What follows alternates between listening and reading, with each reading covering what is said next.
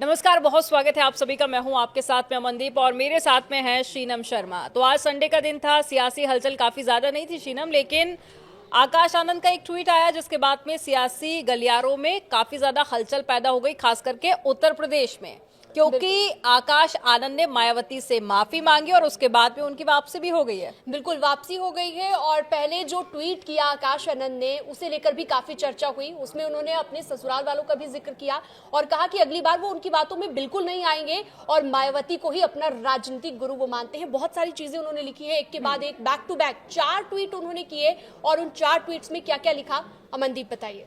हाँ, तो देखिए, आकाश आनंद ने अपने ससुराल वालों का भी जिक्र किया। इसके अलावा उन्होंने मायावती से माफी भी मांगी। तो मैं आपको 4 ट्वीट एक एक करके कोशिश करूंगी कि मैं आपको पूरा बताऊं। उन्होंने लिखा कि बीएसपी की राष्ट्रीय अध्यक्ष, यूपी की 4 बार रही मुख्यमंत्री एवं लोकसभा व राज्यसभा की कई बार सांसद रही बहन जी मायावती को मैं अपने दिल से एकमात्र राजनीतिक गुरु और आदर्श मानता हूं। आज मैं ये प्रण लेता हूं कि बहुजन समाज पार्टी के हित के लिए मैं अपने रिश्ते नातों को बीच में नहीं आने दूंगा। यहाँ पर वो इशारा कर रहे थे अपने ससुराल पक्ष का, क्योंकि आपको याद होगा इससे पहले भी उन्होंने अपने ससुराल पक्ष को बिल्कुल, और ऐसा माना जा रहा था कि मायावती को ज्यादा दिक्कत भी उन्हीं से है। और उन्होंने पार्टी से जो निष्कासित किया था आकाश आनंद को, उसके पीछे भी यही रीजन था। सबसे बड़ा रीजन उनके ससुराल पक्ष का ही सामने आ रहा था।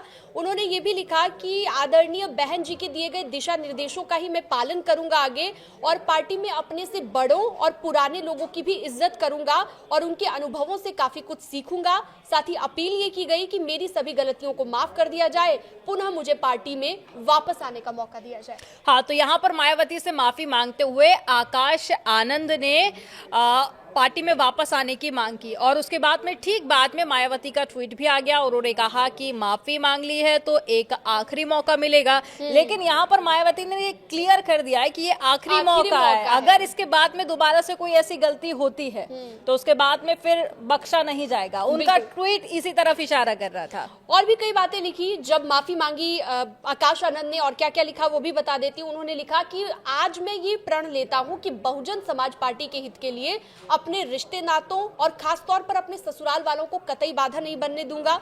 और उन्होंने जो ये पोस्ट लिखा उसमें उन्होंने ये भी कहा कि वो राजनीतिक गुरु मानते हैं मायावती को। बीएसपी की राष्ट्रीय अध्यक्ष, यूपी की 4 बार रही मुख्यमंत्री और लोकसभा एवं राज्यसभा की कई बार रही सांसद आदरणीय बहन कुमारी मायावती जी को मैं अपना दिल से एकमात्र राजनीतिक गुरु और आदर्श मानता हूं।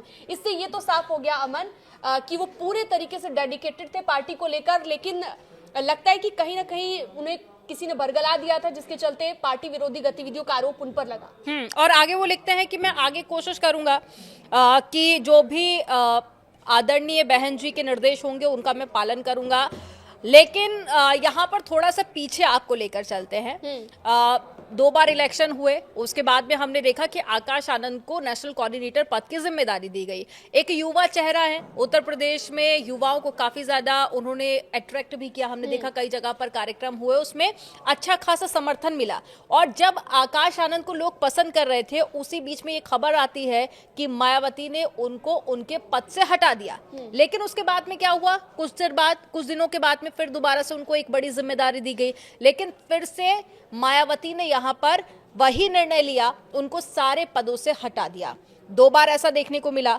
लेकिन अब तीसरी बार वापसी तो उनकी हो गई है पार्टी में, लेकिन आगे बीएसपी कितनी ज्यादा मजबूत होगी, क्योंकि ये भी एक बड़ा सवाल है शीनम। क्योंकि देखिए, 4 बार की मुख्यमंत्री, जो वो अपने ट्वीट में भी कह रहे हैं, अगर उत्तर प्रदेश का अभी तक इतिहास उठा के देखा जाए तो मायावती ही एक वो महिला है जिन्होंने सबसे ज्यादा, जनता ने जिन्हें मुख्यमंत्री बनाया। हालांकि पहले तो वो गठबंधन में रही, लेकिन उसके बाद में वो अपने दम पर भी चुनाव जीती। और एक ऐसी महिला जिसको उत्तर प्रदेश की जनता ने सबसे ज्यादा वोट दिया, सबसे ज्यादा पसंद किया। उनकी लॉ एंड ऑर्डर को लेकर आज भी लोग चर्चा करते हैं और खूब तारीफ भी करते हैं, भले ही वो विपक्ष में या फिर सत्ता पक्ष के हो। ऑफ कैमरा पूछा जाए तो वो भी बोलते हैं कि लॉ एंड ऑर्डर उस वक्त काफी अच्छा हुआ करता था। बिल्कुल। और लेकिन अब बीएसपी कितनी मजबूत होगी, ये भी एक बड़ा सवाल है। बिल्कुल, ये बड़ा सवाल है। और साथ में सवाल ये भी है कि अगर ये बीएसपी से चले जाते, जैसा कि वो निकाल दिया गया था, उन्हें जैसा कि आकाश आनंद को निकाल दिया गया था, तो इसका उत्तर प्रदेश की राजनीति पर क्या असर पड़ता है, ये भी अपने आप में बड़ा सवाल है। क्योंकि खबरें कई आ रही थी, हर दूसरे दिन खबर आ रही थी कि सपा में शामिल हो रहे हैं। अगर वो सपा में शामिल हो जाते तो सपा की तरफ वो सारा वोट बैंक जो आप कह रही हैं, युवाओं को अट्रैक्ट किया, तमाम तरह की चीजें थी, वो सारा वोट बैंक उस तरफ तरफ चला जाता, दलित वोट बैंक चला जाता, और चंद्रशेखर आजाद के साथ भी शायद खबरें आ रही थी कि वहां पर भी ये जा सकते हैं, तो वो भी कहीं ना कहीं हम कह सकते हैं कि बसपा को नुकसान होता, मायावती को नुकसान होता। ये एक अच्छी खबर भी हम कह सकते हैं, और मायावती के लिए तो खैर उन्होंने माफ भी कर दिया है, और उसके बाद बैक टू बैक उन्होंने भी 3 से 4 ट्वीट किए हैं। हाँ, 3 से 4 ट्वीट उन्होंने रीट्वीट दरअसल उन ट्वीट्स को किया है। लेकिन देखिए, बीएसपी की जो स्थिति है अभी वो बहुत ज्यादा अच्छी नहीं है, चाहे हम बात कर ले लोकसभा में या फिर विधानसभा में। जैसा कि मैं जिक्र कर रही थी कि एक वक्त था जब मायावती को इतना ज्यादा पसंद किया गया, लेकिन अब जब रिजल्ट आते हैं तो वो काफी चौंकाने वाले होते हैं। बहुत गिनी चुनी सीटें या फिर खाता भी कई बार बीएसपी का नहीं खुलता है, तो ऐसी स्थिति में बीएसपी को मजबूत करना यहाँ पर एक बड़ी चुनौती तो रहने वाला ही है। लेकिन अब जहां पे आपने जिक्र किया चंद्रशेखर आजाद का, तो अगर वो पार्टी से बाहर रहते तो ये कहीं ना कहीं मायावती के लिए भी एक बहुत बड़ा चुनौती हो सकती थी, क्योंकि वो चंद्रशेखर आजाद से लड़ती। अब पीडीए का नारा तो समाजवादी पार्टी भी दे रही है, और ये भी माना जा रहा था कि सपा का पीडीए का नारा और ज्यादा मजबूत हो जाता। हाँ। अगर ये चले जाते वहां पर, अगर ये सपा में शामिल हो जाते, ये भी माना जा रहा था। अब मायावती के ट्वीट्स भी एक बार अपने दर्शकों को बता देते हैं। मायावती ने जो बैक टू बैक ट्वीट्स किए, रीट्वीट्स किए, उनमें मायावती ने क्या लिखा? उन्होंने लिखा, श्री आकाश आनंद द्वारा एक्स पर आज अपने 4 पोस्ट में जब सार्वजनिक तौर पर अपनी गलतियों को माना और सीनियर लोगों का पूरा आदर सम्मान करने के साथ अपने ससुर की बातों में आगे नहीं आकर बीएसपी पार्टी में मूवमेंट के लिए जीवन समर्पित करने के मद्देनजर इन्हें एक और मौका दिए जाने का निर्णय मैं लेती हूं, ये उन्होंने लिखा। साथ ही उन्होंने लिखा, मैं अभी स्वस्थ हूं, जब तक पूरी तरह स्वस्थ रहूंगी मान्यवर श्री कांशीराम जी की तरह पार्टी और मूवमेंट के लिए पूरे जी तोड़ मेहनत करती रहूंगी। यानी कि उत्तराधिकारी की जो बात पहले वो कह चुकी थी कि जब तक मैं जीवित हूं मैं ही उत्तराधिकारी रहूंगी। हालांकि पहले बात ये आ रही थी कि आकाश आनंद को वो बना सकती है, अपना उत्तराधिकारी नहीं बनने दूंगी, ये उन्होंने इससे पहले क्लियर किया था। लेकिन अभी देखिए एक बार फिर से वो यही एक तरह से इशारा कर रही हैं कि जब तक मैं जिंदा हूं तब तक एक तरह से जो पार्टी की पूरी कमान है वो मैं अपने हाथ में ही लूंगी, किसी और के हाथ में नहीं। यानी कि वो अभी भी जो कहते हैं ना कि मायावती किसी पर पूरा भरोसा नहीं करती हैं, तो वो एक जो चीज है वो यहाँ पर देखने को मिल रही है। और ये बीएसपी को कितना ज्यादा मजबूत करेगा ये भी अभी एक बड़ा सवाल बना हुआ है। लेकिन आकाश आनंद का वापस आना क्या युवाओं को एक बार फिर से बीएसपी से जोड़ पाएगा?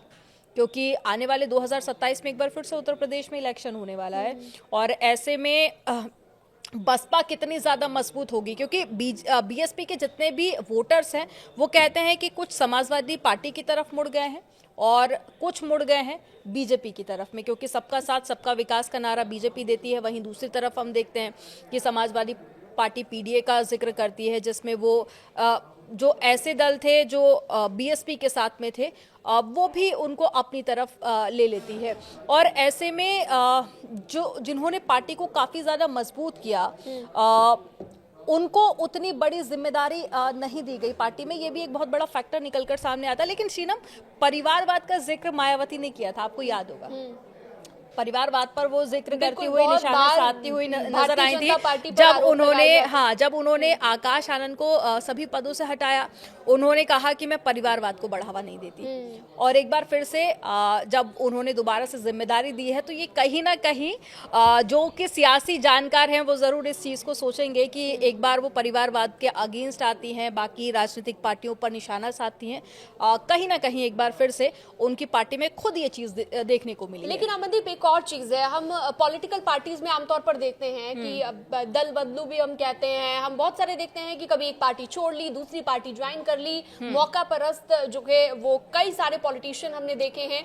तो इस तरह से अब मायावती ने अगर दोबारा से अडॉप्ट कर लिया है, उन्हें दोबारा से अपनी पार्टी में शामिल कर लिया है, तो इसे भी हम एक राजनीतिक तरीके से देख सकते हैं कि ये भी सिर्फ अपने फायदे के लिए यहाँ पर क्या मायावती ने किया, या फिर इसमें थोड़ा सा हम इसे फैमिली उनका कहेंगे मैटर। मुझे लगता है दोनों चीजें यहाँ पर देखनी होगी, क्योंकि बीएसपी बहुत ज्यादा मजबूत स्थिति में नहीं है, मजबूत स्थिति में नहीं है। और आकाश आनंद के साथ में हमने युवाओं को जुड़ते हुए देखा है, बाई इलेक्शन हो या फिर जब जिम्मेदारी दी गई थी तो हमने देखा कई सारे कार्यक्रम में जब वो पहुंचते थे, उनके जो भाषण होते थे वो काफी ज्यादा लोगों को इम्प्रेस करते थे, अट्रैक्ट करते थे, और उसके बाद में यूथ काफी ज्यादा उनसे अट्रैक्ट होता था, क्योंकि वो भी यूथ है। जब वो यूथ के मुद्दे को उठाते हैं तो लाजमी सी बात है कि उत्तर प्रदेश में युवा बहुत ज्यादा हैं, कुछ समस्या युवाओं की भी है जिसको लेकर वो उनसे जुड़ते हैं, लेकिन बार बार उनको पद से हटा देना कहीं ना कहीं बीएसपी इंटरनल तौर पर काफी ज्यादा कमजोर होती हुई दिखाई दी। लेकिन हमारे सहयोगी से जब हमारी बात हुई तो वो ग्राउंड जीरो से बता रहे थे ये मायावती के माफ करने से पहले की अपडेट है। ये आकाश आनंद के पास में एक आखिरी रास्ता था जिसके जरिए वो पार्टी में शामिल हो सकते थे, यानी कि ये आखिरी ऑप्शन ब्रह्मास्त्र से मान लेते हैं। और मायावती ने भी इसे आखिरी ही मौका बताया है। हाँ। उन्होंने भी लिखा है साफ तौर पर कि आखिरी मौका देने का निर्णय। हाँ। उन्होंने जो ट्वीट में लिखा है कि आखिरी मौका मैं दे रही हूँ। लेकिन एक और चीज है कि इंटरनल जो डैमेज हो चुका था वो भी लगता है कि अब थोड़ा तो कंट्रोल हो ही गया होगा। जब सार्वजनिक तौर पर, जब पब्लिकली आप किसी को सॉरी फील कर देते हैं, माफी मांग लेते हैं, तो उसके बाद ये चीज तो हो जाती है। तो क्या हम ये सोचें कि जब पब्लिकली सॉरी बोल दिया गया तभी मायावती ने अब एकदम से 2.5 घंटे के बाद ही ये ट्वीट आ गया मायावती का। जब उन्होंने ट्वीट किया आकाश आनंद ने, बिल्कुल 2.5 घंटे के बाद मायावती भी एक्टिव हुई और उन्होंने भी ट्वीट करके माफ कर दिया आकाश आनंद को। लेकिन इससे पहले कई बार ऐसे इंटरनल्स अपडेट भी हैं कि कई बार आकाश आनंद और भी तरीके अपना चुके थे पार्टी में जाने के, क्योंकि देखिए अगर आकाश आनंद को देखा जाए तो उनकी जो सबसे बड़ी पहचान वो ये है कि वो, यानी कि कोशिशें पहले से चल रही होंगी। कोशिशें पहले से चल रही थी और आकाश आनंद के साथ में मायावती का नाम जुड़ा हुआ है, उनकी बुआ है, तो ये उनके लिए एक सबसे बड़ी पहचान थी और इसका उनको एक तरह से माइलेज भी मिलता रहा।